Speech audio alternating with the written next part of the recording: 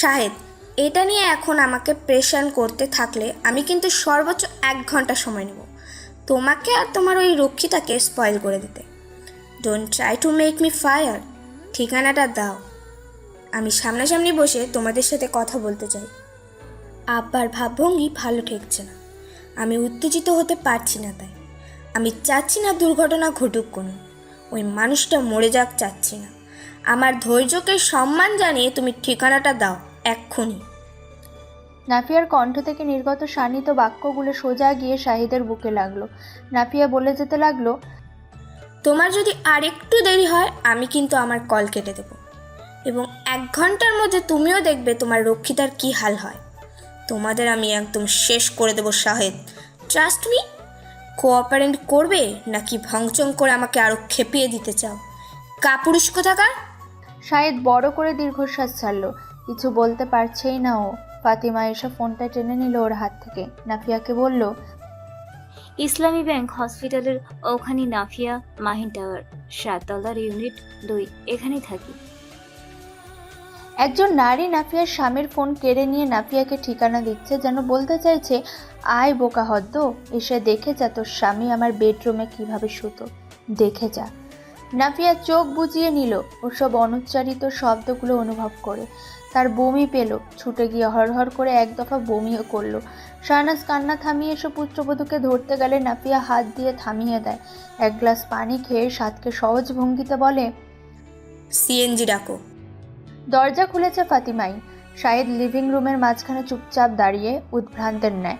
দরজা খোলার সাথে সাথে নাফিয়ার চোখ গেল সেই মুখটাতে, যে মুখটা দেখলে ওর দুনিয়া এনে তার পায়ে দেওয়ার স্বাদ হতো। বিনিময়ে চাইতো একটু ভালোবাসা ও আদর।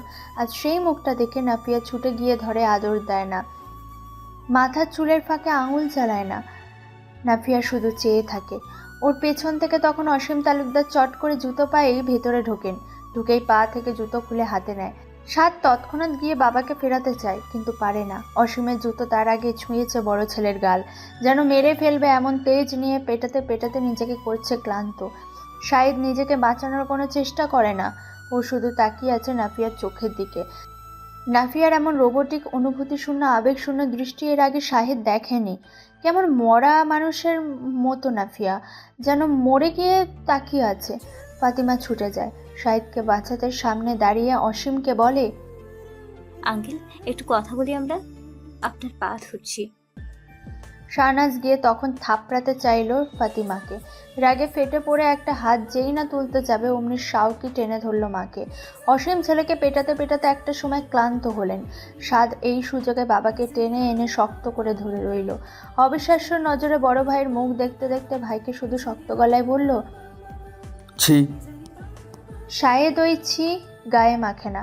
ক্লান্ত কদমে নাফিয়ার দিকে এগোতে চাইলে নাফিয়া ওকে থামিয়ে দিয়ে ধীরে ধীরে বলল, আগে বলো, বিয়ে করেছো নাকি এমনিই মস্তি? শাহেদ মায়া মুখটা চোখে চোখ রেখে মাথা নেড়ে অস্ফুট বলে, বিয়ে করেছি। নাফিয়ার কোনো ভাবান্তর নেই। সে একই স্বরে আবার প্রশ্ন করল, আমি তোমার প্রথম বউ নাকি ও? শাহেদ অবিচল চেয়ে জবাব দিল, তুমি। কথাটা আর শেষ করে জিরোতে পারল না শাহেদ। ওখানে বেশ বড় সড়ো একটা বিস্ফোরণ হলো। নাফিয়া গিয়ে চুলের মুঠি ধরে থাপ্পড় মারতে মারতে খুন করে ফেলতে চাইল ফাতিমাকে। মুখে বলছে না কিছু। ফাতিমা ভীষণ রকমের ব্যথায় গুঙিয়ে উঠলে শাহেদ গিয়ে ওর সামনে ঢাল হয়ে নাফিয়ার হাত দুটো নরম করে ধরে। নাফিয়া তার মরা দৃষ্টি রাখে সেই হাতের বাঁধনে, চেয়ে দেখে তাকে এক জনমের তরে চূড়ান্ত অপমান করে দিয়েছে তার স্বামী। অন্য এক কাল নাগিনী ঢাল হয়ে দাঁড়িয়ে। নাফিয়ার গলায় ফেটে যেতে চাইছে যন্ত্রণায়। ও পারছে না কিছু বলতে, কিন্তু শাহেদ ওকে এক জনমের তরে খুন করে দিতে এবার বলল, যা বলার আমাকে বলো, ওর ওপর এত হাইপার হয়েও না, ও প্রেগনেন্ট। অসীম শাহনাজ গা এলিয়ে ধপ করে বসে পড়ল দুটো সোফাতে। সাদ শাওকের নির্লিপ্ত, আর নাফিয়া আবার বোকা বোকা মুখে তার স্বামীর দিকে তাকিয়েছে। তবে এবার বোকাটা চোখ বেয়ে জল গড়াচ্ছে অবিরত অঝোর ধারায়। ও নিশ্চুপে দেখে চলেছে সুদর্শন স্বামীর মুখটা। শ্বাস নিতে ভুলে গিয়েছে যেন। এক ফাঁকে আবার নাফিয়া দৃষ্টি নামিয়ে ফাতিমার পেটের দিকে চেয়ে থাকে।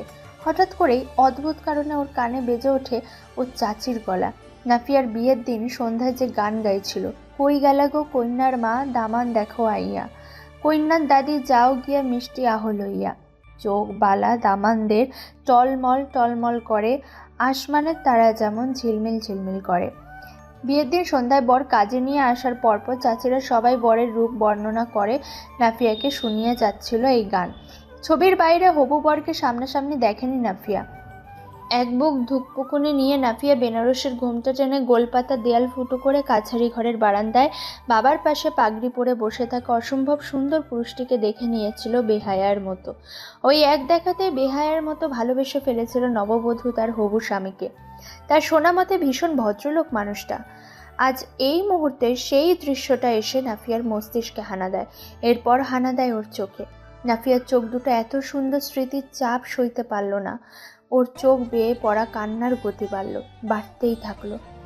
সাইকোলজি নিয়ে কানাডার স্বনামধন্য একটি ইউনিভার্সিটি থেকে পড়াশোনা করা মেয়ে ফাতিমা ওরফে অমৃতা বড়লোক ব্যবসায়ী বাবা 4 সন্তানের মধ্যে সবথেকে ছোট ও আদরের ছিল। শখের বশে এই সাবজেক্টটা নিয়েছিল, কিন্তু ওর জীবনে নেওয়া এই শখের সিদ্ধান্তটা সৃষ্টিকর্তার আশীর্বাদ স্বরূপ। ওর জীবনের প্রতিটা পদে পদে ওর সাথ দেয়, ওকে মানসিক দৃঢ়তা দেয়, শক্তি দেয়, কৌশল খুঁজে দেয় নিজের জন্য ভালোটা করতে, নিজের সুখ খুঁজে পেতে।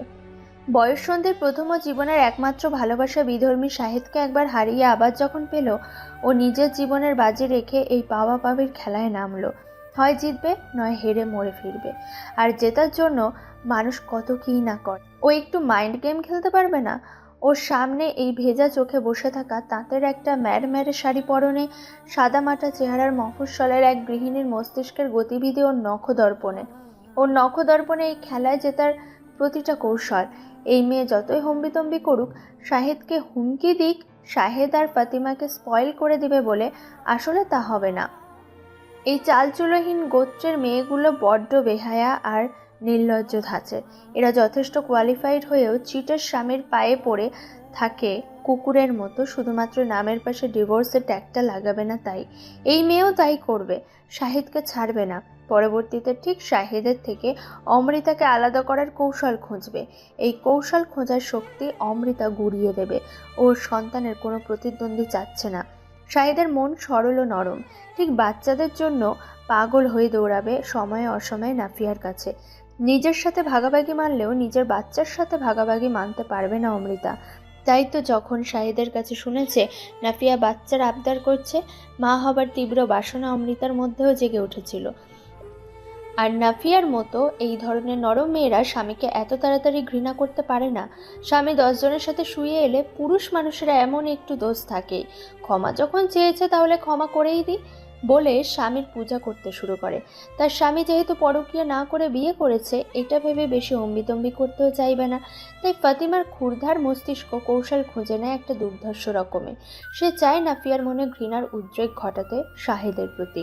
দেখতে বেশ আত্মসম্মানে টইটুম্বুর এক নারী মনে হচ্ছে আপাতত নাফিয়াকে, তাই একে ভাঙার কায়দাটাও জটিল করতে হবে। পরিশেষে সাপও মরবে, লাঠিও ভাঙবে না। এই কক্ষে ওরা 3 জন, বাকিরা বাইরের ঘরে চুপচাপ বসে আছে। নাফিয়া চোখ মুছে বেশ শান্ত এখন। শাহিদ ওর পায়ের কাছে বসে আছে।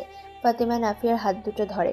নাফিয়া ঘৃণায় সরিয়ে দিতে চাইলে জোর করে ধরে, মিছিমিছি কান্নার ভান করে বলে, বিশ্বাস করো, শাহিদের কোনো দোষ নেই নাফিয়া। ও মোটেও আগায়নি এই বিয়ের দিকে। তোমাকে ঠকানোর বিন্দুমাত্র ইন্টেনশন ছিলই না। ও তো দমে দমে তোমার নাম নিত মুখে। এত বছর পর যখন দেখা হয়েছিল, আমরা বন্ধুর মতো কথা বলেছিলাম শুরুতে। আমাদের মাথায় এসব আসেনি। একদিন ওকে সরল মনে বাড়িতে ইনভাইট করলাম। তখন দুর্ঘটনাবশত বাড়িতে কেউ ছিল না, আর আমরা নিজেদের খেই হারিয়ে ঘনিষ্ঠ হয়ে পড়লাম।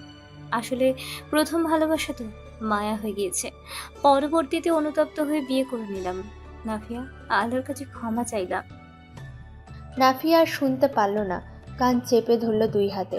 ফাতিমা নীরবে হাসলো। পরপর যখন শাহিদের মুখ দেখলো শাহিদ কড়া চোখে নিষেধ করছে ফাতিমাকে, নাফিয়াকে এসব বলতে। ফাতিমা ওসব বুঝেও বুঝছে না, ও বলেই চলেছে, নাফিয়া, তুমি ওকে ফুল বুঝো না। আর নিতে পারেনি নাফিয়া। ছুটে ছুটে ওয়াশরুম খুঁজতে লাগলো। খুঁজে পেয়ে গিয়ে ঢুকেই আবার বমি করে দিল হড়হড় করে। শাহিদ গিয়ে ধরতে চাইলে নাফিয়া আগুন চোখে ওকে থামিয়ে দিল পথেই। শাহিদের পা থামলো, আর সাহস পেল না সামনে যাবার। নাফিয়া চোখে মুখে জল ছিটিয়ে এলো।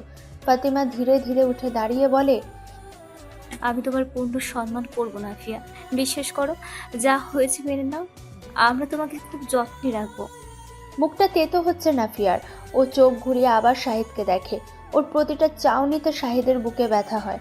শাহিদ বুকে হাত চেপে বলে, খোলাখুলি যখন আলোচনা করা হচ্ছে সবটা তখন খোলাখুলি বলি। আমি কখনো ফাতিমাকে ছাড়তে পারবো না।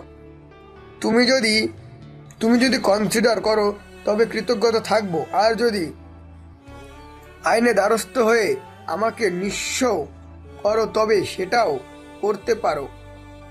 আমি প্রস্তুত, কিন্তু আমি ফাতিমাকে তালাক দিতে পারবো না নাফিয়া। ও আমার জন্য ওর পরিবার, ধর্ম, সম্পত্তি সব ছেড়েছে। নাফিয়া ভেজা মুখ শাড়ির আঁচলে মুছে ঠান্ডা গলায় বলে, তুমি সব ধরনের শাস্তি পেতে প্রস্তুত? শাহিদের অবিচল জবাব। নাফিয়া হাসে, উন্মাদের মতো কিছুক্ষণ গা দুলিয়ে হেসে বলে, ফকিন্নি, তোকে তোর স্বাধীনতা ভিক্ষা দিলাম। আমি তোকে 3 দিন সময় দিলাম, তুই তালাকের কাগজ সসম্মানে আমার ঠিকানায় পাঠাবি। আর যদি এর অনথা হয় তবে তোর এই প্রেগনেন্ট ভালোবাসাকে কিন্তু জেল খাটিয়ে ছাড়বো আমি। বাচ্চা পেটে আছে বলে ওকে একটু দয়া দেখাবো না আমি সাংবাদিকদের দ্বারস্থ হয়ে তোদের মান সম্মান নষ্ট করে তোদের মানসিক শান্তি দফা করে ছাড়বো বলে দিলাম। তুই জেলের বাইরে থেকে মুক্ত বাতাসে শ্বাস নিতে পারবি না, এই বলে দিলাম।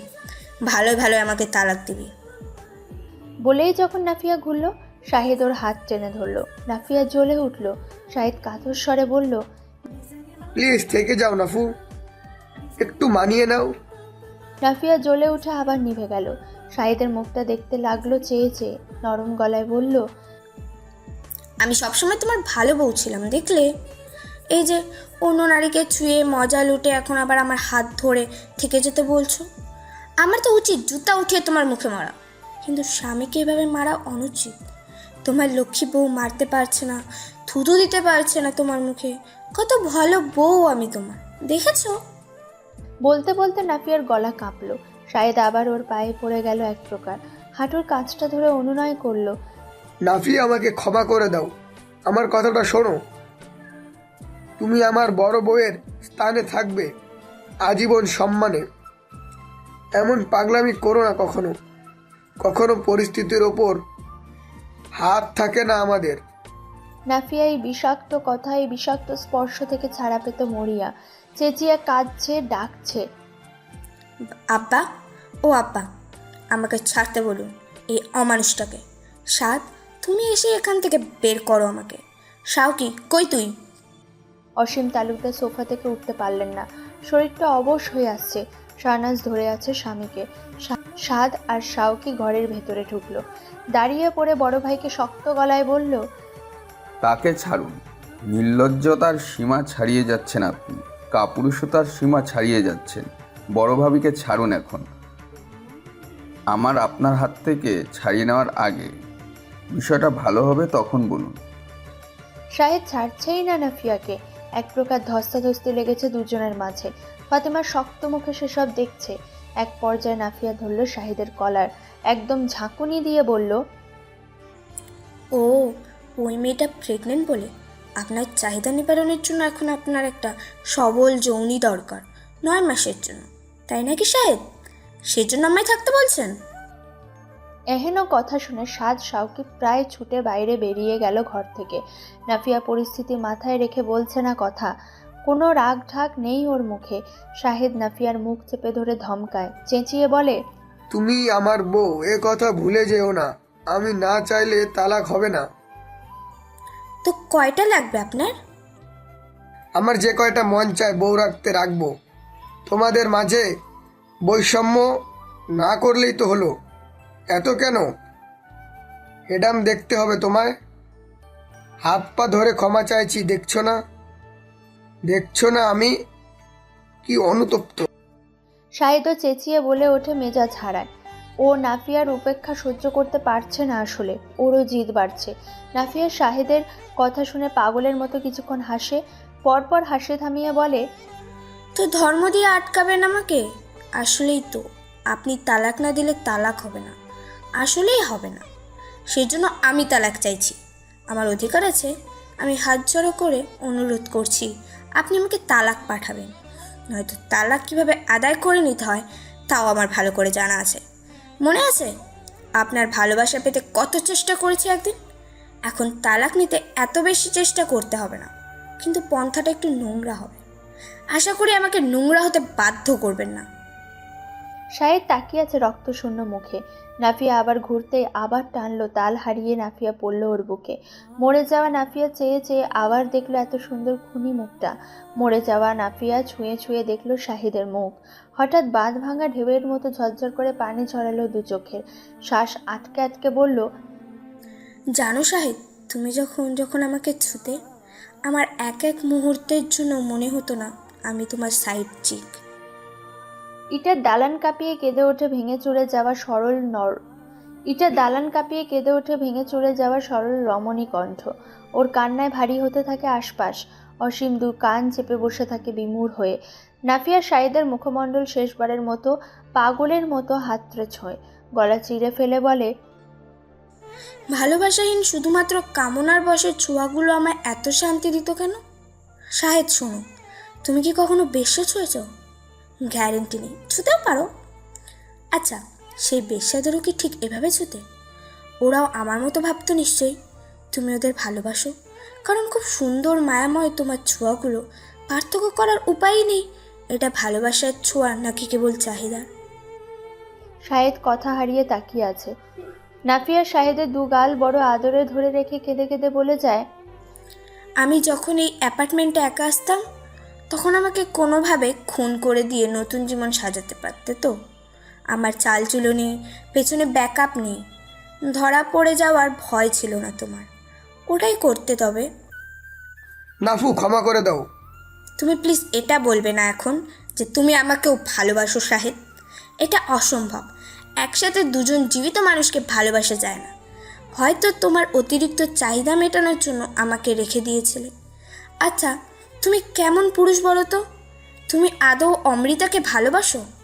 তবে আমায় ওভাবে উল্টে পাল্টে আদর করতে কিভাবে? মানে এত মহানুভূতি তোমার? যাকে ভালোবাসো তাকেও নিয়মিত আদর করে প্রেগনেন্ট বানিয়ে ফেলো, আর যে তোমার কাছে অতিরিক্ত যৌন চাহিদা মেটানোর বস্তু তাকেও মা বানাতে চাও। শাহিদ মুখটা আবার চেপে ধরে নাফিয়ার। অসীম আর সইতে না পেরে হন্তদন্ত হয়ে ভেতরে ঢোকে। শাহিদের সম্মুখে দাঁড়িয়ে আকাশ কাঁপিয়ে গর্জন তোলে, আজ এই মুহূর্তে আমি তোকে ত্যায্য করছি। এই শোন, আমি মরলে আমার জানাজার আগে ও বাড়ি যেন তোর পা না পড়ে। জানাজা দিয়ে এসে তোর ভাগ বুঝে নিস উকিল খাটিয়ে। এমনিতে তো তোর নামে লিখে দেবো না কিচ্ছু। আইন খাটিয়ে যদি কিছু নিতে পারিস তবে নিয়ে যাস, কেমন? নাফিয়া মুখ চেপে কাঁদে, এবার শব্দ লুকিয়ে কাঁদে। অসীম এক কোণে দাঁড়িয়ে থাকা অমৃতার মুখটা দেখে মেঝেতে একদলা থুতু ফেলে। এই দৃশ্যটা অমৃতাকে খুব অপমান দেয়। ও মুখ মলিন করে ফেলে। অসীমকে বলে, তালুকদার বাড়ির রক্তের জননী তোমার মতন কেন বেহায়া চরিত্রহীন ঠকবাজ মেয়ে হবে? এ আমার জন্য একটা অভিশাপ। ঠিক কোনো পাপের শাস্তি আমার। তোমার গর্ভে যে আছে তাকে আমার নাতি নাতনি বলে স্বীকার না দেওয়া যদি আমার পাপ হয়, তবে আমি এই পাপটা করলাম সজ্ঞানে। তোমার স্বামী আর তোমার ওই সন্তান আমার কিচ্ছু হয় না। তোমরা আমার কিচ্ছু হও না, বুঝলে? শাহিদ বাবার হাত ধরে পায়ে পড়ে। অসীম শোনে না কিছু, শুনতে চায়ও না। আবার শুরু হয় বাবা ছেলের মধ্যে ধস্তাধস্তি। সাত শাওকে ছুটে আসে, শাহনাজ ছুটে আসে। অসীম কেঁদে ফেলেন। রাফিয়ার দিকে চেয়ে বলে ওঠেন, আমাকে কি শাস্তি দিবি তুই? লোকটা অসুস্থ হবে তাই শাওকে গিয়ে ফিরিয়ে আনে। সাত ঠেলে দেয় শাহিদকে, দূরে চেঁচিয়ে ওঠে, আমাদের ছেড়ে দিন আপনি। নিজের জীবন নিজের ঝুঁকি নেই আপনার সঙ্গে আমার কোনো সম্পর্ক। এর মাঝে নাফিয়া চোখ মুছে অ্যাপার্টমেন্ট থেকে ছুটে বেরোয়। ওর দুনিয়া সহ ঘোরাচ্ছে। অমানুষটাকে আর সহ্য করতে পারছে না ওর চোখ। এই অমানুষটার বাচ্চা পেটে নিয়ে দাঁড়িয়ে থাকা চরিত্রহীনা মেয়েটাকে সহ্য করতে পারছে না ওর চোখ। এত আলো সহ্য করতে পারছে না ওর চোখ। ওর চোখ এখন একটু অন্ধকার চাইছে। সাত শাওকি বাবাকে সামলাতে ব্যস্ত, আর এদিকে অসীম চেঁচিয়ে ওঠেন, ওরে বড় বৌমাকে আটকা তোরা, আমি ঠিক আছি, মরবো না আমি। আমাকে ছাড়, ছেড়ে দে। ওরা দুই ভাই তৎক্ষণাৎ ছাড়ে বাবাকে, পিছু নেয় ভাবি। ততক্ষণে নাফিয়া লিফটে চড়েছে। শাহিদ এইবার পা বাড়ায় নাফিয়ার খোঁজে। ঠিক তখনই অমৃতা চেঁচিয়ে ওঠে, কাঁদো কাঁদো স্বরে বলে, আমার মাথা ঘোরাচ্ছে Shahid, please don't leave me. Shahid পা থামায়। অসীম আরও এক দফা থুতু ফেলে শাহনাজের হাত ধরে বেরিয়ে আসে ওর সামনে থেকে। শাহিদ দাঁড়িয়ে থাকে মাঝামাঝি, কর্তব্য আর নিজের অপরাধের মাঝামাঝি। সাদ শাওকে লিফটে ওঠার আগে নাফিয়া নেমে গিয়েছে। অসীম তালুকদার এসে হাঁপাতে হাঁপাতে বলল, ওকে পেলি? সাদ মাথা নাড়ে, বাবার কম্পমান শরীরটা ধরে মায়ের দিকে তাকায়। শাহনাজ তখনও কেঁদে চলেছেন। শাওকে একটা সিএনজি দাঁড় করায় হাত বাড়িয়ে। নাফিয়াকে খুঁজে পাওয়া গিয়েছে মিনিট খানেক বাদেই। যখন সবাই সিএনজিতে উঠে বসেছে তখন সামনেই ছিল নাফিয়ার ভাড়া করা সিএনজি। বাতাসের দাপটে নাফিয়া তাঁতের শাড়ির আঁচল উড়ে বাইরে পড়ছিল। অসীম ডাকলেন না মেয়েটিকে। সাদ শাওকে কেউই ডাকলো না, লোকে শুনবে তাই। ওরা ওদের সিএনজি ড্রাইভারকে শুধু বলল সামনে সিএনজিটাকে অনুসরণ করতে। 10 মিনিট বাদে সিএনজি দুটো এসে থামলো শাহিদের ভাড়া করা অ্যাপার্টমেন্টের সামনে, যেখানে রয়েছে নাফিয়া তাসের সংসার। সব ছাড়ার আগে নাফিয়া দেখতে এসেছে এটা।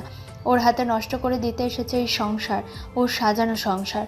অসীমের আবার বুকে ব্যথা শুরু হলো মেয়েটার পাগলামি দেখে। দৌড়েও কেউ ধরতে পারে না নাফিয়াকে। নাফিয়া সে তো ঝোড়ো হাওয়া, দিক বিদিক জ্ঞান হারিয়ে ক্রমশ ছুটেছে নিজের দাফন কাজের দিকে।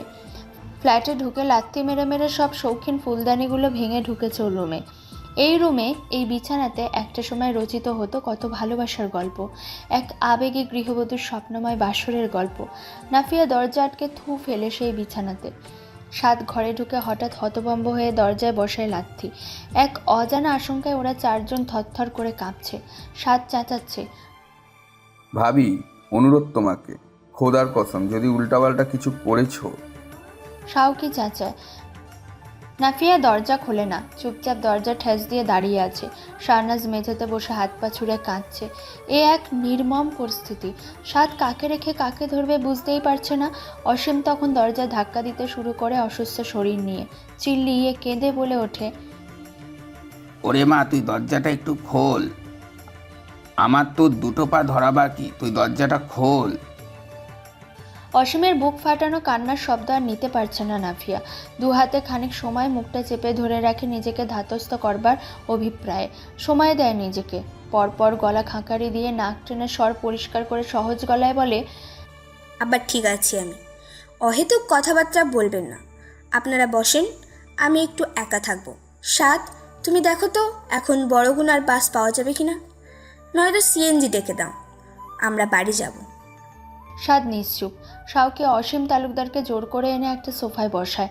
অসীম শব্দহীন কাঁদছে, বিড়বিড় করছে।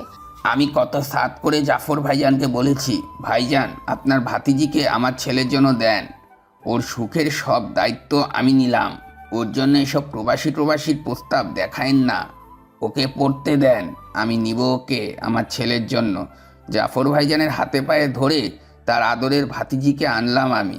গরিব ছিলেন তারা, কিন্তু নাফিয়া ছিল তার চাচা চাচির বড্ড আদরের, আর আমি তার ভাতিজিকে এনে একদম ধ্বংস করে দিলাম।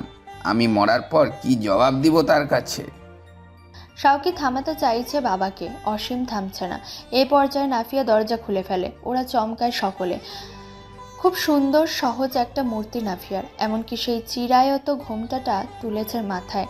শ্বশুরের ভেজা চোখের দিকে তাকিয়ে বলে, বাড়ি যাব আব্বা, ওঠেন, কান্নাকাটি পরে হবে। আপনার সাথে বাড়ি গিয়ে আমি আলোচনায় বসবো। এই অমানুষটা তামাশা করে আবার আমার নামে বরিশালে জমি রেখেছে এবং কিছু ডিপোজিট, ওগুলো থেকে মুক্তি চাই আমি। এসব আইনি ব্যাপার বুঝি না তো, একটু বোঝাবেন বাড়ি গিয়ে। নাফিয়া তাকায় শাশুড়ির দিকে। শাহনাজকে এভাবে কাঁদতে দেখে বলে, পরের মেয়ের ছাড়াছাড়ি হবার জন্য কাঁদছেন? আমার বাদ দেন, আপনার ছেলে একটুও কসুর করেনি এই পরের মেয়েকে খুন করতে। তার রক্ষিতা আমার চোখে চোখ রেখে বলে, আমরা তোমাদের যত্ন নেব নাফিয়া। ভাবতে পারেন আপনার ছেলে ওই মেয়েকে ঠিক কতটা ভালোবাসলে তার হাতে আমি নাফিয়া, একটা আস্ত মানুষ, মাইক্রোবায়োলজি নিয়ে ফার্স্ট ক্লাস সেকেন্ড পজিশন নিয়ে গ্র্যাজুয়েশন শেষ করার নাফিয়ার যত্ন আর ভরণ পোষণের দায়িত্ব তুলে দেয়। মা, আপনার ছেলে আমার মন নয়, আমার অস্তিত্ব, আমার স্ট্রাগল, আমার অর্জনকেও তিরস্কার করেছে, আমাকে আমূল্যে খুন করেছে। এমন খুনির থেকে ছুটে এসেছি, আপনি খুশি হননি? শাহনাজ মাথা নাড়ায় বহু কষ্টে, নিজের অসহায় মাতৃত্বের গলে টিপে ধরে বোঝায় সে খুশি হয়েছে। নাফিয়া হাসে, মলিন হাসি। সাদকে বলে, বাড়ি যাব, জলদি ব্যবস্থা করো, এই জায়গাটা কেমন জ্বালাচ্ছে এখন। বলেই ছোটাছুটি শুরু করে দিল নাফিয়া। রান্নাঘর থেকে লোহার বাটিটা এনে এক এক করে ভাঙতে থাকলো সব কিছু। শরীর নেতি আসছে বিষ যন্ত্রণা আর ক্লান্তিতে। ওসব ও মেয়েকে থামাতে পারছে না। ভাঙতে ভাঙতে ধূলিসাৎ করছে নিজের হাতে সাজানো সংসারটা। অসীম কান্না থামিয়ে চুপ করে চেয়ে চেয়ে দেখছে মেয়েটাকে। হঠাৎ অসীমের মুখ চোখ শক্ত হয়েছে, ক্ষোভের লাভা উপচে পড়ছে গলগল করে। নাফিয়াকে বলে, তুই নারী নির্যাতনের মামলা দিবি? আমি সাক্ষী দেব। দিবি? বল। বলতে বলতে আবার কাঁদে অসীম। ভাঙচুর থামিয়ে কেঁদে ফেলে নাফিয়াও। হাতের বটিটা ছুঁড়ে ফেলে অদূরে। মাথা ঝাঁকিয়ে কাতর স্বরে বলে, ওর মুখটাও দেখতে চাই না আমি আব্বা, বেঁচে থাকতে ইহজন্মে আমি ওর মুখটাও দেখতে চাই না। টার্মিনাল অবধি সিএনজি আসতে পেরেছিল। এত রাতে বরিশাল থেকে কোনো রানিং বাস পাওয়া সম্ভব হয়ে ওঠেনি। আজ জ্যোৎস্না রাত, রাতের শেষ প্রহর হলেও টার্মিনাল গমগম করছে মানুষের ভিড়ে। ঢাকা থেকে 3টে বাস এসেছে। যাত্রীদের মহাসমারোহে গিজগিজ করছে টার্মিনালের চটান। সিএনজি থামতে সাত পেছনের সিটে উঁকি মারল। দেখলো নাফিয়ার মুখটা। ক্লান্তিতে নয়তোবা ঘুমে ডুলছিল, কিংবা গা ছেড়ে দিয়েছিল। দুটো সিএনজির ভাড়া মিটিয়ে সাদ নেমে ব্যস্ত হয়ে পড়ল ভিড় সরাতে। শাওকে ধরে রেখেছে বাবাকে, শাহনাজ ধরেছে নাফিয়াকে। ভিড় সরানো যাচ্ছে না। এর মাঝে জুটেছে রিক্সা ও অটোওয়ালাদের প্যাসেঞ্জার খোঁজার টহল। মেজাজ বিগড়ে যেতে সাদ ধমকে সরালো কজনকে। এক হাতে ফোন ওর কানে চেপে ধরে রেখেছে। নিশা ওপাশ থেকে ব্যগ্র গলায় বলছে, আপনারা কই? কি অবস্থা ওদিকে? খুলে বলা যাবে সবটা? আমরা বাস স্ট্যান্ডে। সিএনজি আর সামনে যাবে না, অটো নিয়ে আসছি। ভাবির জন্য একটা ঘর গোছাতে বলো সিমি। কেন? ভাবি অসুস্থ নাকি? আর তার ঘর তো গুছিয়েই রাখা। না, ওটা না, একটা আলাদা ঘর। আচ্ছা, সিমিনের ঘরেই থাকবে না হয়। রাখছি, ব্যস্ত আমি। তুমি খাবার গরম করো, খিদে পেয়েছে সবার, এসে খাবো। কল কেটে দিতেই সাদ শুনতে পেল শাওকি ডাকছে ওকে। পেছন ফিরে দেখলো শাহনাজ হঠাৎ মাথা ঘুরে পড়েছে। নিশ্চয় প্রেশারজনিত কারণ। সাদ গিয়ে মাকে ধরে একটা বেঞ্চে বসিয়ে দিল আগে। পানি দিল খেতে। অসীমও গিয়ে স্ত্রীকে ধরলেন। নাফিয়া চুপচাপ চটানের এক কোণে দাঁড়িয়েছিল, নির্জীব, নিষ্প্রাণ আর শটান। শাহনাজ যখন একটু ঠিক হলো, পানি খেয়ে বিড়বিড়িয়ে বলল, বড় বৌমা কই? বড় বৌমা। চমকে উঠল বাকিরা। খুঁজতে লাগলো নাফিয়াকে। সাদ শাওকি ঘুরেছে ভাবির খোঁজে। খুঁজে খুঁজে দেখলো টার্মিনালের ওয়াশরুম থেকে প্রতিটা কোণা। অসীম আহাজারি করলেন আবার, এই মেয়ে পাগল হলো নাকি? গেল কই? হায় আল্লাহ, আমার ধৈর্য দাও। ভিড় ঠেলে নাফিয়াকে খুঁজে খুঁজে হয়রান ওরা। পাচ্ছে না কোথাও। কল করলে সেটাও রিসিভ হচ্ছে না। শাওকি এবার ভীষণ ঘাবড়ে যায়। ওদিকে বাবার কান্না, মায়ের অসুস্থতা, এদিকে ভাবি মিসিং। গলা কাঁপিয়ে প্রশ্ন করে সাদকে, বরগুনায় ভাবে রিলেটিভ তো নেই আর চাচাতো ভাইরা ঢাকাতে, তবে খুঁজবো কোথায়? সাদ ভাবছে, ক্রমশ ঘামছে আর ভাবছে। এদিকে অসীম ছটফট করছে শাহনাজকে ধরে রেখে।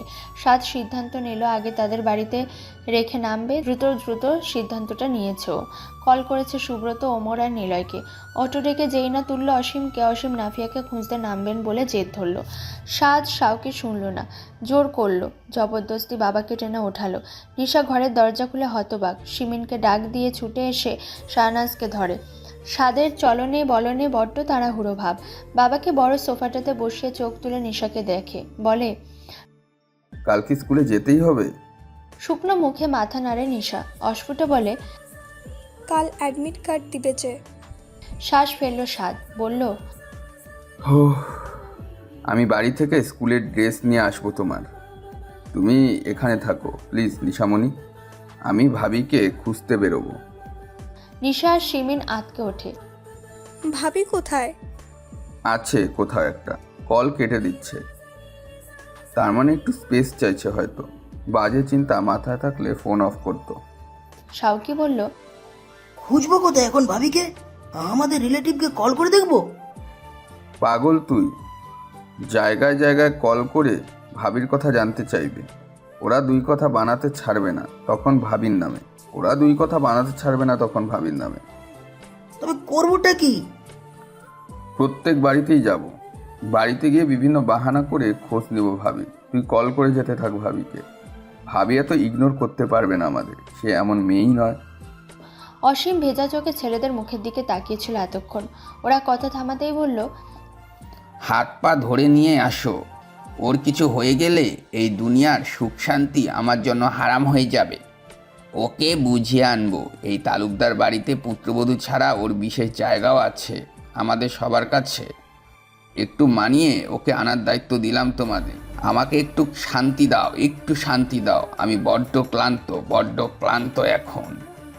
সাদ বাবার দিকে চেয়ে থাকলো কিছুক্ষণ, পরপর শাওকিকে চোখ দিয়ে ইশারা করে নামলো বাড়ির বাইরে। পুরো শহর চষেছে সাদ শাওকি আর বন্ধুদের নিয়ে। এর মাঝে না তো খোঁজ পেয়েছে মেয়েটার, না ধরেছে নাফিয়া ফোন কল। একটা সময় আতঙ্কিত হয়ে পড়ল দুই ভাই। শাওকি বলল, থানায় যাবো এর চেয়ে? সাদ এবারও মাথা নাড়ে, গম্ভীর গলায় বলে, মাথা খারাপ? ভাবিকে চিনিস না? এত শাস্তি অন্তত আমাদের দেবে না। ভাবি খুব কাছে আছে আমাদের, খুব কাছেই। দেখছিস না এখনো ফোনটা অফ করছে না, বারবার শুধু কেটেই দিচ্ছে। শাওকের মুখটা হঠাৎ জ্বলে উঠল। কিছু একটা মাথায় এসেছে ওর স্বাভাবিক চাউনি দেখে সাদ কপাল কোঁচকায়। কি হয়েছে? দম নেয় শাওকি, ঠোঁটে মলিন হাসি, বলে, ভাবি সম্ভবত আমাদের আশেপাশেই আছে ভাইয়া। সে কথাই খুব সাহসী হলেও আসলেই ভীতু। অন্য কোথাও যাওয়ার বা ওঠার দুঃসাহস সে করবেই না এত রাতে, বুঝতে পারছো?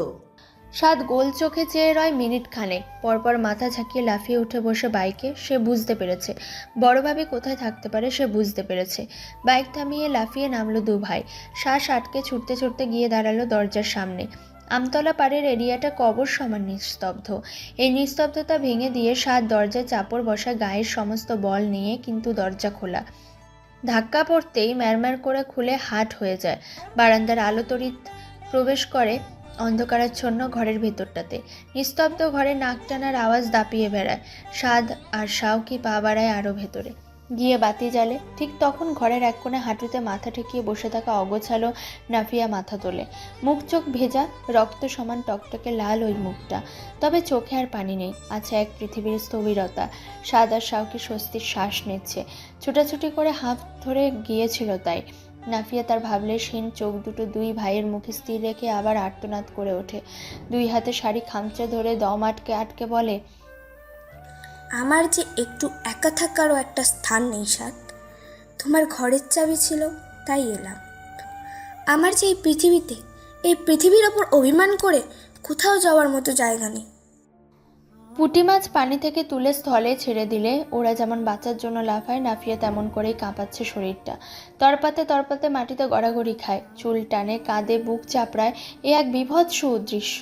শাওকি ছুটে গিয়ে নিশার সাদের ঘর হাতড়ে একটা চাদর নিয়ে আসে। এসে পাগলামি করতে থাকা নাফিয়ার গায়ে চাদরটা চাপিয়ে চাদরের ওপর থেকে ওর দুই বাহু ধরে বহু সংকোচে, শুধুমাত্র ওকে স্থির করতে। দু চোখ বুজে আসে শাওকি, আস্তে ধীরে বলে, ভাবি আল্লাহর দোহাই লাগে, তুমি 5 মিনিট আমাদের কথাটা একটু শোনো। মাথা ঝাঁকায় নাফিয়া, হাত কামড়ায়, উন্মাদের মতো চেঁচায়, কি শুনবো? শাওকি, তুই কি শুনেছিস ওসব? ওই মেয়েটার কথা শুনেছিস? তোর ভাই হয়তো এই সন্ধ্যাতেও আমাকে ভালোবাসার কথা বলে কল কেটেছিল, কারণ রোজ সন্ধ্যাতেই তো আমাদের কথা হয়। হয়তো সব সময়ের মতো জানতেও চেয়েছিল আমি নামাজ পড়েছি কিনা। আমি নামাজ পড়ি, এটা তোর ভাইয়ের কাছে খুব খুশির একটা ব্যাপার ছিল, সন্তুষ্টির ব্যাপার ছিল। তারপর রাতে গিয়ে সে কি করে পারলো আরেকটা মেয়ের শরীর ছুঁতে? তার বাড়ি গিয়ে কি করে পারলো? ওকে আমি মন প্রাণ উজাড় করে ভালোবাসলাম, ও কেন আমাকে ঠকালো? ঠকাবেই যখন, ও কেন আমাকে বুঝিয়েছিল ও আমাকে ভালোবাসে? অবহেলা করতো, শুরুতেই লাথি মেরে বের করে দিত। শাওকি, তোর ভাই আমাকে বাচ্চা দিতে চায়নি জানিস? ওই মেয়েটার কোল ভরাবে বলে আমাকে বাচ্চা দিতে চায়নি। শাওকি, আমি মরে যাব মনে হচ্ছে। আমি বাঁচবো কি করে? আল্লাহ, আমি এখনো মরছি না কেন? শাওকি, আত্মহত্যা হারাম কেন? আমাদের যেন একটুও ছাড় নেই। শাওকি এবার নাফিয়াকে ছেড়ে ওর পাশে চুপ করে বসে থাকে। সাত কথা হারিয়ে নাফিয়াকে দেখেই যাচ্ছিল। হঠাৎ ঘোর কাটতে হাতের ফোনটা তুলে নেয় কানে, নির্লিপ্ত গলায় বলে, আমাদের বাড়িতে আসেন আব্বু আম্মুকে নিয়ে। ভাবি এখানে, আপাতত ও বাড়িতে যাওয়ার দরকার নেই ভাবি, আপনারা আসেন। তালুকদার মেনশনের গেটে ঝুলেছে বিরাট তালা। দিক বিদিক হারিয়ে অসীম শেষ রাতে শাহনাজ, নিশা আর শিমিনকে নিয়ে ছুটতে ছুটতে যান আমতলার পাড়ের বাসাটিতে। গিয়ে বাকরুদ্ধ হয়ে দাঁড়িয়ে থাকে অসীম অটল। নাফিয়া মেঝেতে পড়ে আছে, ছড়িয়ে ছিটিয়ে মেঝেতেই বসে আছে সাত শাওকি। ওরা পারেনি কিছু বলতে। নাফিয়াকে সান্ত্বনা দেওয়ার ভাষা ওদের জানা নেই। শাহনাজ গিয়ে এবার রাগে ফেটে পড়ল। এবার গিয়ে একদম নাফিয়ার মুখোমুখি বসে ওর কাঁধ ঝাঁকিয়ে ধমকালো, এখন কাঁদছিস কেন আহাম্মক? কতবার তোর আব্বা আর আমি বলেছি যা ওর কাছে গিয়ে থাক, এখানে এত থাকিস না। 1.5 বছর আগে এমন কিছু ছিল না। কেন আমাদের কথা তখন শুনিসনি? এখন এভাবে কাঁদবি কেন?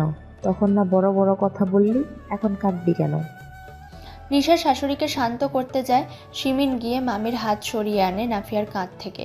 শাহনাজের ঘৃণা আর রাগটা আসলে ওর গর্ভের ওপর দেখাচ্ছে নাফিয়াকে, বলে যাচ্ছে, এখন একদম কাঁদবি না।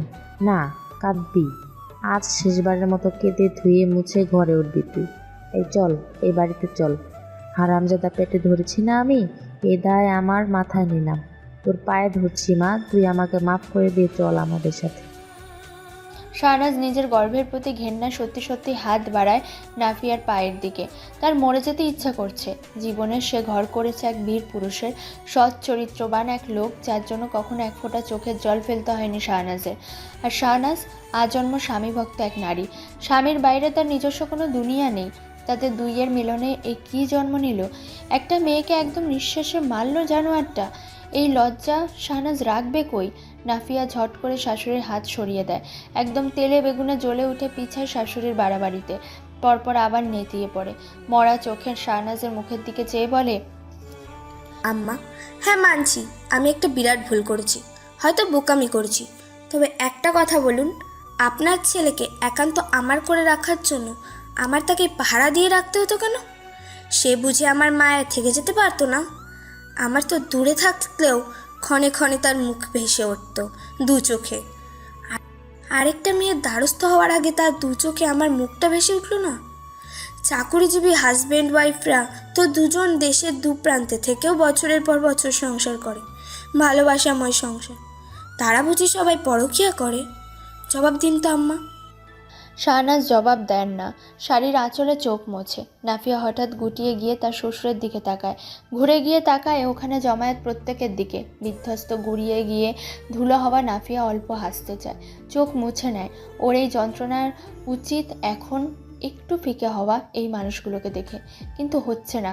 ওই এই মানুষগুলোর চেহারাতে ওই জানোয়ারটারই চেহারা দেখতে পাচ্ছে হঠাৎ হঠাৎ। ওই জানোয়ারটার ঘ্রাণ আসছে এদের থেকে। এরা ওর পরিবারের, তাই নাফিয়ার শ্বাস বন্ধ হয়ে আসছে। কিন্তু এসব কথা এদের বলে এদের কষ্ট দিতে চায় না নাফিয়া। এখন একটু একা থাকা ব্যতীত তার কিছু চাওয়ার নেই। বড় বড় শ্বাস নিল নাফিয়া বুক ফুলিয়ে। নিজেকে এইবার চূড়ান্ত রকমের শক্ত দেখানোর ভান করছে। সহজ গলায় বলছে, আমার খিদে পেয়েছে, যাব না ও বাড়িতে। নিশা একটু চাল ডাল ফুটিয়ে এনে দে।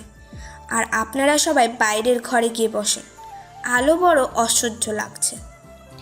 বলতে বলতে নাফিয়া উঠে এই ঘরের বিছানাতে শুয়ে পড়লো সহজ ভঙ্গিতে, একদম সহজ ভঙ্গিতে। অবিশ্বাস্য হলেও সবাই একটু করে শ্বাস নেয় স্বস্তি। অসীম তালুকদার নিজে তৎপর হয়ে ওঠেন। পাগলের মতো বিড়বিড় করে সাতকে বলেন, এই সকালে আমাকে উকিলের কাছে নিয়ে যাবে? আচ্ছা শোনো, এত বড় মেয়েকে দত্তক নেওয়া জায়েজ? ও তুমি কি করে জানবে? তোমার তো এই ব্যাপারে জ্ঞান নাই। এই একজন আলেমের সাথে কথা বলবো। বাবা ঠিক নেই, তবুও বাবার পাগলামি দেখে সাদ মলিন হাসে। এসে হাত ধরে বাইরের ঘরে নিতে নিতে বলে, আচ্ছা আগে সকাল হোক, আপনি চুপ থাকুন, এত প্যানিক হয়েন না। ভাবি একাই যথেষ্ট নিজেকে সামলাতে। চেনেন তাকে আপনি, 6 বছর ধরে দেখেছেন।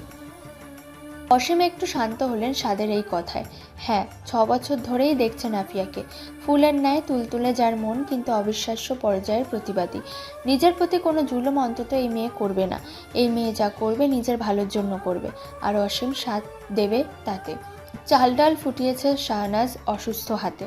ভঙ্গুর মন নিয়ে খিচুড়িতে ঘি ছিটিয়ে দিতে দিতে কাঁপা গলায় বসার ঘরে বসে থাকা সকলকে বলে, আপনারা বসুন, খেতে হবে সবাইকে। সিমিন, গিয়ে নাফিয়াকে তোল, দেখ ঘুমিয়ে পড়লো কেন।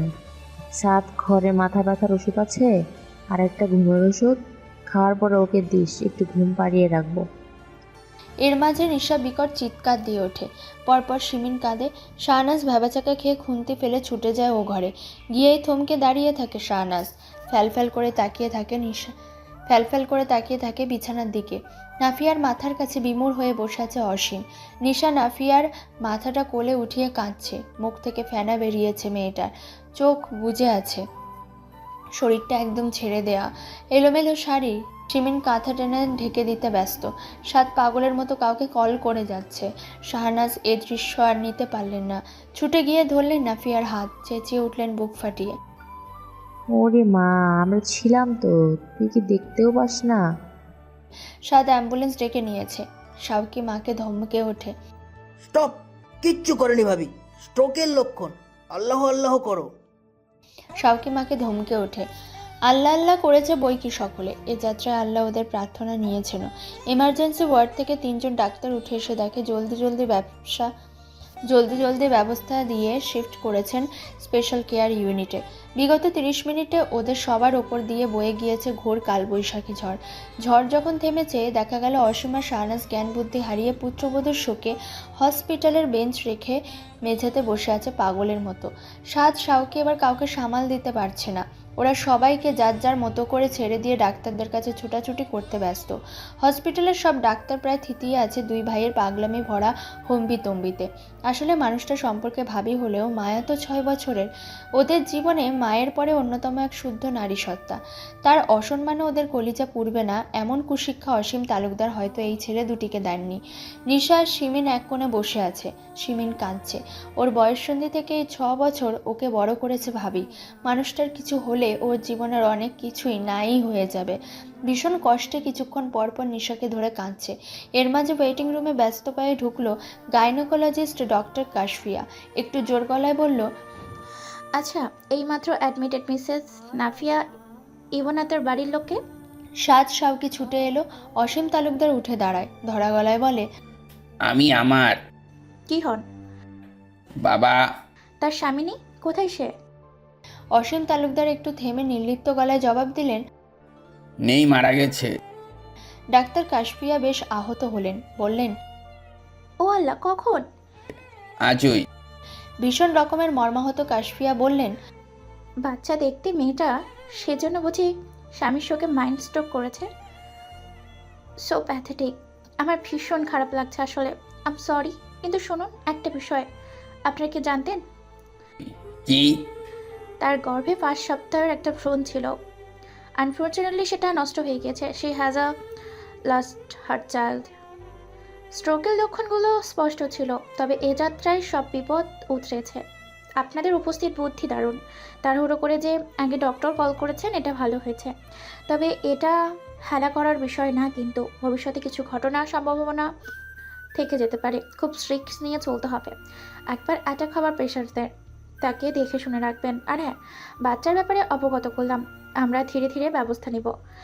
এই অবস্থায় ওই ট্রিটমেন্টের করাটা রিস্কি। আগে একটু স্টেবল হোক। শাহনাজ দরদর করে কাঁদছেন, বুকে হাত চেপে। এ কান্না ফোরাবার নয়, মনে হচ্ছে তার মৃত্যু আজ কাঁদতে কাঁদতেই হয়ে যাবে। আল্লাহর ইচ্ছে বুঝি এটাই। অসীম কথা বলছেন না। সে তার অনাগত নাতি নাতনিকে হারিয়ে ফেলেছেন, যাদের অপেক্ষায় সে উতলা ছিলেন। শাহনাজের কাছে গিয়ে প্রায়ই যে নিচু গলায় বলতেন, ওদের সাথে কি তোমার কথা হয়? বাড়িটা কেমন ফাঁকা লাগে না বলো? আমার বুঝি দাদা হতে মন চায় না? এখন সুস্থ সবল আছি, এরপর অসুস্থ হয়ে বিছানা নিলে নাতি নাতনি নিয়ে তো আনন্দই করতে পারবো না। আর ওদের বোঝাও। সে নাকি দাদা হতে যাচ্ছিলেন। খুবই ভয়ঙ্কর। নির্মম বিধিলিপি তাকে সেই সুযোগ দেননি। এই খবরটা শোনার পর থেকে আর কথা বলছেন না তিনি। বিমূঢ় হয়ে দাঁড়িয়ে আছে, অনিমেষ চেয়ে আছে মাস্কের আড়ালে আবৃত ডাক্তারদের মুখে। কাঁদছে শিমিন, পাগলের মতো কাঁদছে। নিশা ধরে রেখে নিজেও কাঁদছে। শাওকি চুপচাপ একটা গদি ঠেসে বসে পড়ে।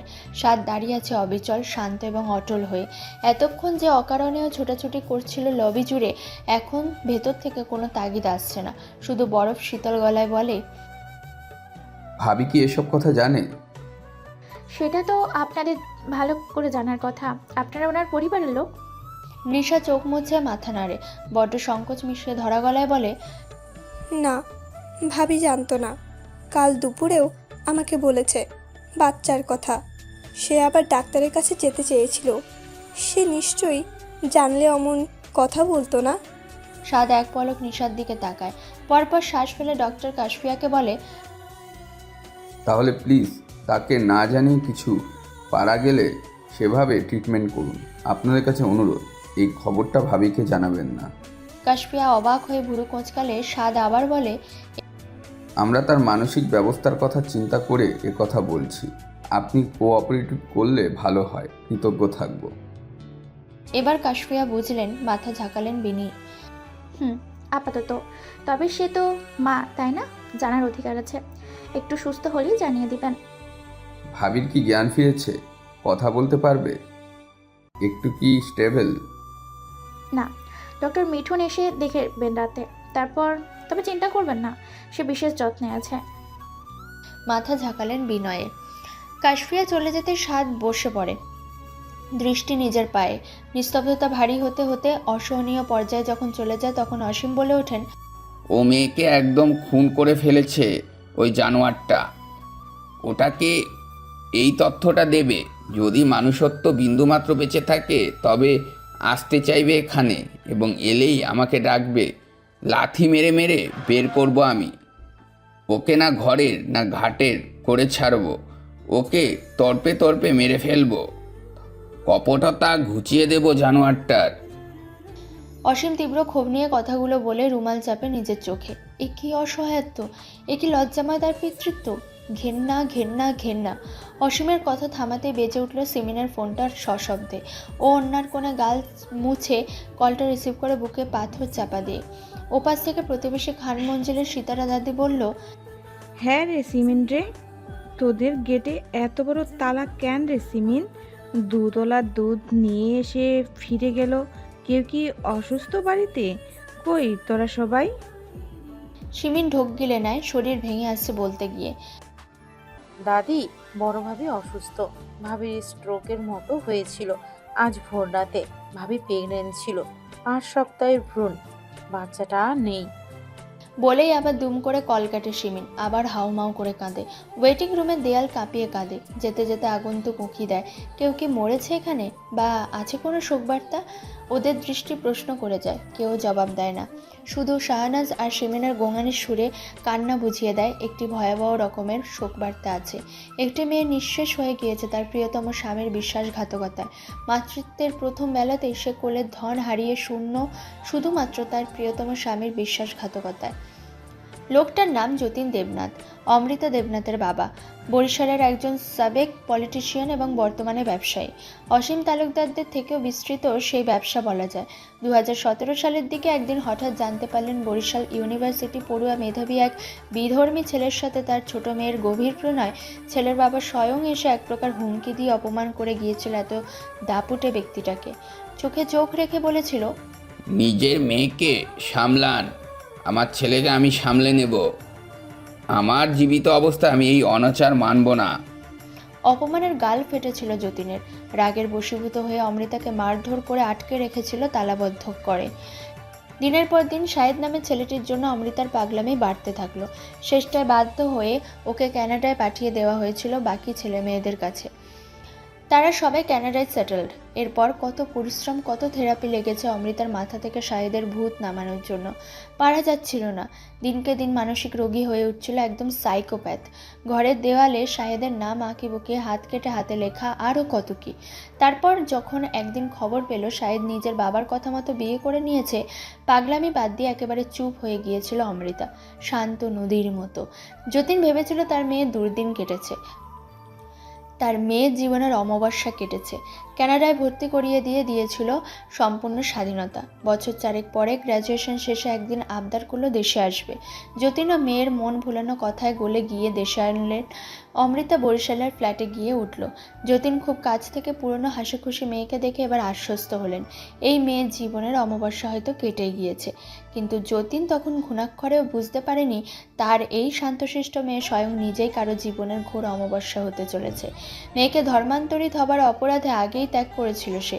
তবে আজ মেয়ের অসুস্থতার খবর শুনে মন কিঞ্চিত নরম হওয়াতে দেখতে এসে শুনেছে গতকালের তাণ্ডবের কথা। থমথমে মুখে এতক্ষণ বসে থেকে একটু দেখে নিয়েছে শাহিদকে। কক্ষেই অদূরে কপালে হাতের মুঠি ঠেকিয়ে ঝিমিয়ে আছে। অমৃতা নিজের বিছানায় আধশোয়া। যতীন ভয়ঙ্কর রাগটা ভেতরে গুটিয়ে রেখে মেয়েকে বলে, শান্তি পেলে? এবার শান্তি পেলে?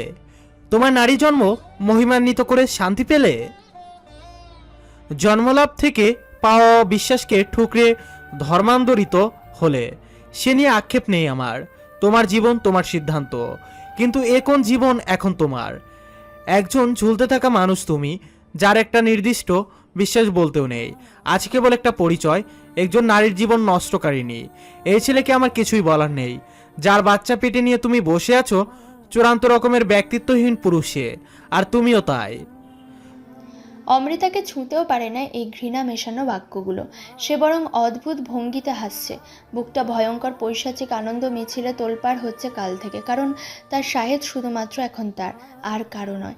যতীন মেয়ের এরূপ অস্বাভাবিকতায় চূড়ান্ত রকমের হতাশ গলায় বলে, তোমাকে আমার কাছে সাইকোপ্যাথের মতো লাগছে। তোমার থেকে সুস্থ মাতৃত্ব আশা করছি না আমি। তবুও নিজের যত্ন, আমার নিজের প্রতি ঘৃণা লাগছে। আমি সুস্থ থাকার পরামর্শ দিচ্ছি এমন একজনকে যার জন্য একটা লাইফ ফেল। যতীন কথাটা সম্পূর্ণটা শেষ করবার আগে ঘর কাঁপিয়ে বেজে উঠল শাহিদের মুঠোফোন। কপাল থেকে হাতটা সরাতেই দেখা গেল উস্কো খুস্কো চুলের উদাসীন বেখিয়ালি একটা পুরুষ মুখ। নাফিয়ার ভয়ঙ্কর খারাপ প্রিয়তম স্বামীকে ভয়ঙ্কর কুৎসিত লাগছে টানা একদিনের মানসিক টানা পড়েনে। অমৃতাকে ডাক্তারের কাছে নিয়ে যেতে ছোটাছুটি করতে করতে মুখটা ধুতেও পারেনি, একটু পানিও খেতে পারেনি।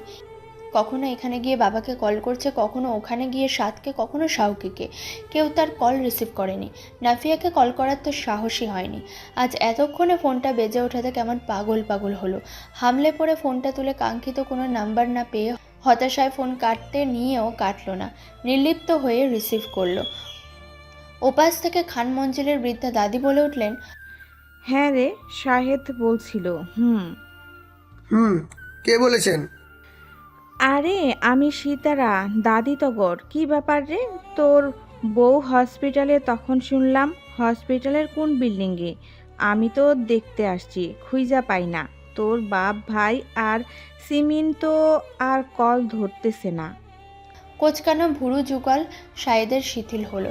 মুখ চোখ রক্তশূন্য, কম্পিত স্বরে বিড়বিড় করে, নাফিয়া অসুস্থ মানে? ওপাশে হইচয়ের শব্দ। সীতারা বেশ তাড়া লাগিয়ে বলে যায়, আরে শাহেদ, সিমিন বলছে ওর বউয়ের বাচ্চা নষ্ট হয়েছে। কাল রাইতে স্ট্রোক করছিল, তাই 5 সপ্তাহের বাচ্চা। তখন তো বলল, এই তুই জানিস না শাহেদ? ও শাহেদ। শাহেদের নাম তো লাগাতার বলে চলেছেন বৃদ্ধা। ততক্ষণে ফোনটা সশব্দে পড়েছে মার্বেল পাথরের মেঝেতে। স্ক্রিন পেপার চুরমার হবার চিৎচির শব্দ শোনা গেল। অমৃতা তড়াক করে লাফিয়ে উঠল বিছানা থেকে। এখন ওর শরীরে অসুখ নেই। বলল, কি হয়েছে শাহেদ? শাহেদ কথা বলতে পারছে না। ও টের পেল হয়তো সাময়িকভাবে বাকশক্তি হারিয়ে ফেলেছে। শুধু বোবাদের মতো চেষ্টা চালিয়ে যাচ্ছে মুখ থেকে শব্দ বের করতে। নাফিয়ার ভয়ঙ্কর খারাপ প্রতারক প্রিয়তম স্বামী হঠাৎ বড্ড আধিক্যতা শুরু করে দিয়েছে নিজের সন্তান হারানোর খবরটি পেয়ে। ভাগ্যিস নাফিয়া এসব দেখছে না, দেখলে দুঃখে আরও একবার মরে গিয়ে তাচ্ছিল্য করত। অমনি বাচ্চার জন্য খাচ্ছ, কই আমার জন্য তো এভাবে খেলো না। যতীন উঠে দাঁড়ায়। অমৃতা ছুটে এসে শাহিদকে ধরে। কি হয়েছে শাহেদ? শরীর খারাপ লাগছে? শাহেদ শ্বাস নিতে চায়, পেয়েও যায়। চুল টানে ভীষণ ছটফট করে করে বলে, বরগুনা যাব আমি। I had to go. But Shahed, are you serious? Shahed, তুমি কি চাওনি এমনটা হোক? ও তো নিজেই থেকেই সরে যেতে চাচ্ছে, তবুও কেন? ওয়েট, আত্মহত্যার নাটক করছে? ও মাই গড, ওকে তো থেকে যেতেই বলা হচ্ছে, এত ঢং। খেই হারিয়ে শাহেদ হাতের কাছে টেবিল থেকে সিরামিকের ফুলদানিটা তুলে আছাড় মেরে ভেঙে চেঁচিয়ে ওঠে, ঘর কাঁপিয়ে দেয়াল কাঁপিয়ে। এতক্ষণে ভেতরের জ্বালাটা বেরোতে শুরু করেছে। অমৃতা ভীষণ আঁতকে উঠে পিছিয়ে গিয়ে দাঁড়ায়, গোল চোখে চেয়ে থাকে একদৃষ্টে। শাহেদ পাগলের মতো নিজের ফোন খুঁজছে, ছিটকে যেটা পড়েছিল সেন্টার টেবিলের নিচে। তুলে নিয়ে একটুও দাঁড়ায় না শাহেদ, চেঁচিয়ে বলে, ওখানে আমার বাচ্চা হারিয়েছে, নাফিয়ার স্ট্রোক হয়েছে, সাথে ফাতিমা আমাকে হতাশ করবে না, টেক কেয়ার। বিতৃষ্ণার উদ্রেক ঘটেছে প্রতিটি শব্দে। অমৃতা শক্ত মুখে চেয়ে আছে। ঝিরঝির বৃষ্টির ফোঁটাগুলো ক্রমান্বয়ে বেশ ভারী হতে থাকলো। দিনের বেলাতেও মেঘের ষড়যন্ত্রে আকাশে কাল ছিটে পড়েছে। কেবিনের লালচে বাতিগুলো জেলে দিয়ে মূর্ছনা জানালার পর্দা সরিয়ে কাঁচের জানালা দিয়ে বাইরেটা দেখার চেষ্টা করে। আজ বরগুনাতে একটা মার্ডার হয়েছে। মর্গের আশেপাশে মানুষের উপচে পড়া ভিড়। সারা রাত না ঘুমিয়ে মূর্ছনা হাই তোলে, শরীর ভেঙে আসছে ঘুমে। এই কেবিনে আজ সৌভাগ্যবশত তার শিফট হয়েছে। বেশ খাসা একটা গদি আছে এখানে, আছে একটা কম্বল, ঘুমিয়ে নেওয়া যায়। কিন্তু এসব কাজ সে কখনোই করবে না। সাদা রঙের বিছানা জুড়ে শুয়ে আছে এক অসম্ভব রূপবতী নারী। এত চমৎকার গায়ের রং দেখলে মূর্ছনার হিংসা হয়, তাই পেশেন্টের মুখটা ঠিক করে দেখে না সে। বক্স থেকে কিছু ওষুধ বের করে চেক করে নিতে নিতে হালকা গলায় বলে, অঞ্জলি দি, এই পেশেন্টের বাড়ির লোকগুলো বলুন তো গা থেকে এসব গয়নাগাটি খুলে ফেলতে। এত গা ছাড়া হলে হয়? পরে উল্টোপাল্টা হলে আবার আমাদেরই তো ওপর দোষ পড়বে। সোনার যা দাম, বাপরে বাপ, ওর জন্যই তো আমাদের বিয়ে আটকে আছে, নয়তো বিয়ে করে নিয়েই এইসব নার্সিং পড়া ছাড়তাম। বাইরে সিস্টার্স ডেস্কে বসে আছে অঞ্জলি। জবাব দেয়, আচ্ছা, গয়নার কথা বলতে হবে? তুই দেখ, পেশেন্টের ফাইল দেখ, ওষুধটা কি এখানে দেব? মূর্ছনা হঠাৎ বেশ গম্ভীর হয়ে উঠল। পেশেন্টের ডিটেলস মনে পড়াতেই আহত চোখে অপরূপ সুন্দর মুখটা দেখতে দেখতে হাত তুলে নিল রিপোর্টগুলো। নাফিয়া শ্বাস ফেলছিল বেশ শব্দ করে, পিটপিট করে তাকাচ্ছিল। কাগজগুলো থেকে চোখ সরিয়ে মূর্ছনা নাফিয়ার মাথায় হাত রেখে নরম গলায় বলতে লাগলো, কথা বলতে ইচ্ছে করছে আপু, কাউকে ডেকে দিবি? ভয় পাবে না, সবাই আছে, আমি সিস্টার, ওষুধ খাওয়াবো আপনাকে। নাফিয়া চোখের পাতা আরও বেশি প্রশস্ত করে চোখ ঘুরিয়ে ঘুরিয়ে সিলিং দেখে। মাথাটা এখন তুলোর মতো হালকা লাগছে। মস্তক ছিঁড়ে যাওয়া, বুক জ্বলে যাওয়া, শরীর অবশ হওয়ার মতো অনুভূতিটা আর নেই। কাল কী যেন হয়েছিল? বিছানায় শুয়ে যখন ভেবেছিল ও শাহেদ নামক অমানুষটাকে মুক্তি দিয়েছে, কিন্তু এখন ওকে আদর করবে কে? ও কার বুকে মাথা রাখবে? কার জন্য সাজবে? কার জন্য উজাড় করবে নিজেকে? কার কথা ভেবে দিনাতিপাত করবে? কার আসলে সেও নিজেকে নিরাপদ ভাববে? এ জীবনটা ওর পার করে নিয়ে যাবে কে? একটা গোটা জীবন ফাঁকা হয়ে গিয়েছে নাফিয়ার। ও বাঁচবে, কিন্তু কিন্তু কি করে বাঁচবে? তারপর হঠাৎ করে সমস্ত শরীর ঘেমে গিয়ে শিথিল হয়ে এসেছিল। কোনো অদৃশ্য বস্তু ওর নাক কান ধরেছিল চেপে। আচ্ছা, ও মরেনি তাহলে? এ কেমন মশকরা করা হচ্ছে ওর সাথে? মেরে দিত, কিন্তু মৃত্যু খুব ভয়ঙ্কর। ও কি সেটার মুখোমুখি হতে যথেষ্ট ভালো কাজ করেছে এই জীবনে? অস্থির লাগতে শুরু করেছে নাফিয়ার।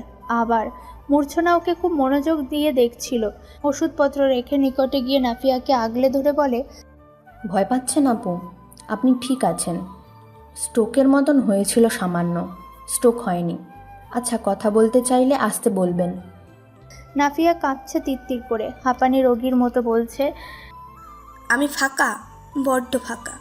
আমাকে একটুও দয়া করলো না জানেন? আচ্ছা বলুন, আমি কি খুব কুৎসিত, অযোগ্য? আমি মাইক্রোবায়োলজি নিয়ে গ্র্যাজুয়েশন শেষ করেছি। আপনি আমার চামড়া দেখুন, একদম চকচকে টানটান। ও যখন যখন আবদার করেছে আমি ওর সাথে শুয়েছি। ও 1.5 বছর যাবৎ বরিশালে থাকতো একা।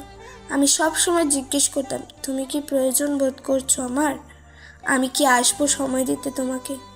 ও আমাকে ফিরিয়ে দিত, বলতো এখন লাগবে না।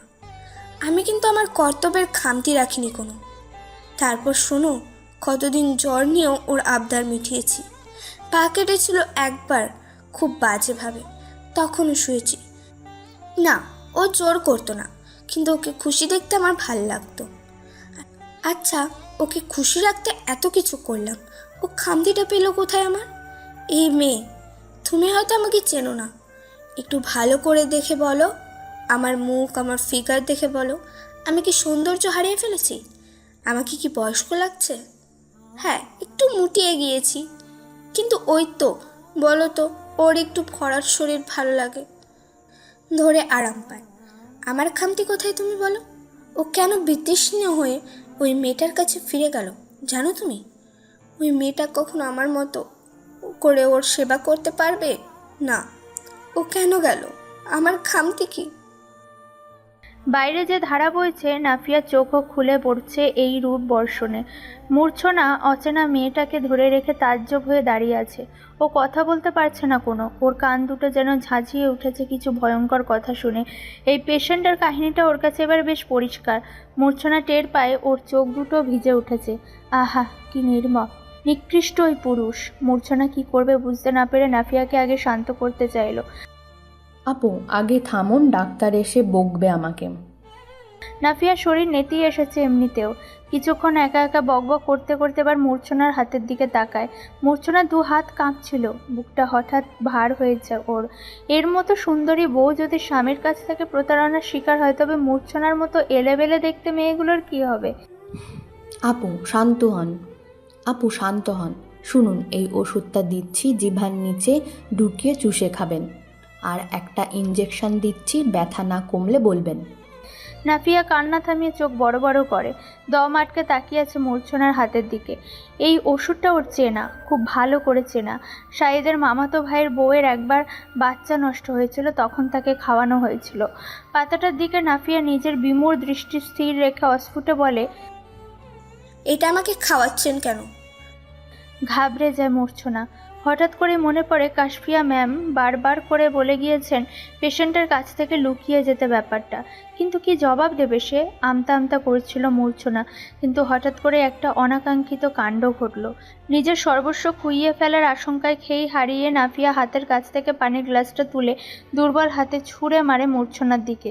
বুক ফাটিয়ে চিৎকার করে, সত্যিটা বলো, আমি শুধু সত্যিটা শুনতে চাই। মূর্ছনা হাতে ব্যথা পেয়েছে ভয়ও। ডেকে উঠেছে অঞ্জলিকে। দিদি, পেশেন্টার বাড়ির লোককে ডাকুন। নাফিয়ার পাগলামি ওর হাতে চেপে নিজের পেট ছোঁয়। মরা চোখে মূর্ছনার দিকে তাকিয়ে আকুতি করে, বলো, আমি কি হারিয়ে ফেলেছি কিছু, যা আমাকে ভিক্ষা করে নিতে হয়েছিল? মূর্ছনার বড্ড মায়া হলো। ওর জীবনে এত মায়াময় কথা শোনেনি। ঢোক গিলে কান্না আটকে বেশ সহজ ভঙ্গিতে মাথা নাড়াতে হয় ওকে। অস্ফুটে বলে, ইনকমপ্লিট অ্যাবর্শন, ফেটাসের বয়স 5 উইক আপু। নাফিয়া শুনল, চুপচাপ শুনল। হাতটা দিয়ে আরেকটু চাপ দিল পেটে। জাগতিক সব অনুভূতি হারিয়েও আসলে অবাক হচ্ছে। এখন কি ও মা? ও এত সম্মানীয় একটা স্থানে বসে আছে এখন। কিন্তু কিছুক্ষণ পর যখন ওর জরায়ু ফাঁকা হতে থাকবে, তখন নাফিয়া কি হয়ে যাবে আবার? ওই এক লোকের অতিরিক্ত যৌন চাহিদা নিবারণের জন্য বৈধ একজন নারী কেবল? আচ্ছা, মরে যাওয়া ভ্রূণ পেটে রাখা যায়? কি এক আজব চিন্তা আসছে মাথায়। নাফিয়া এলোমেলো দৃষ্টি ফেলে। ওর কি চেঁচিয়ে কাঁদা উচিত? কতটা জোরে চেঁচিয়ে কাঁদলেও মরে যাবে? আবার ওর নাক আর কান চেপে ধরবে অদৃশ্য কোন বস্তু? নাফিয়া চেঁচায়, নিজের পেটে হাত চেপে হাড়গোড় গুঁড়িয়ে দেওয়া বিধ্বংসী আওয়াজে চেঁচায়। পেটের মৃত বাচ্চাটাকে আদর করেও একটা বদ মানুষের অংশ হলেও নাফিয়ার অস্তিত্ব হতো, তো ও কেন গেল? এখানে আবার কি খামতি ছিল নাফিয়ার? নাফিয়া খুব ভালো মা হতো, এটুকু না দেখেই ও কেন গেল? তো বন্ধুরা, আজকে আমাদের এই গল্পের এই অংশটুকু তোমাদের কেমন লাগলো অবশ্যই কিন্তু জানাতে ভুলো না। গল্পটা কিন্তু এখনো শেষ হয়নি। গল্পের বাকি অংশটা শোনার জন্য অবশ্যই তোমাদেরকে অপেক্ষা করতে হবে পরবর্তী ভিডিওর জন্য। খুব তাড়াতাড়ি আসছে আমাদের পরবর্তী ভিডিও। ততক্ষণ তোমরা কমেন্টে লিখে জানো আজকের অংশটা তোমাদের কেমন লাগলো। ভালো লাগলে একটা লাইক শেয়ার করে দিও। আর চ্যানেলটা এখনো সাবস্ক্রাইব না করে থাকলে কি করছো? তাড়াতাড়ি সাবস্ক্রাইব করো। ফিরে আসবো নতুন ভিডিও নিয়ে। ততক্ষণ সবাই ভালো থেকো এবং সুস্থ থেকো। ধন্যবাদ। Good night.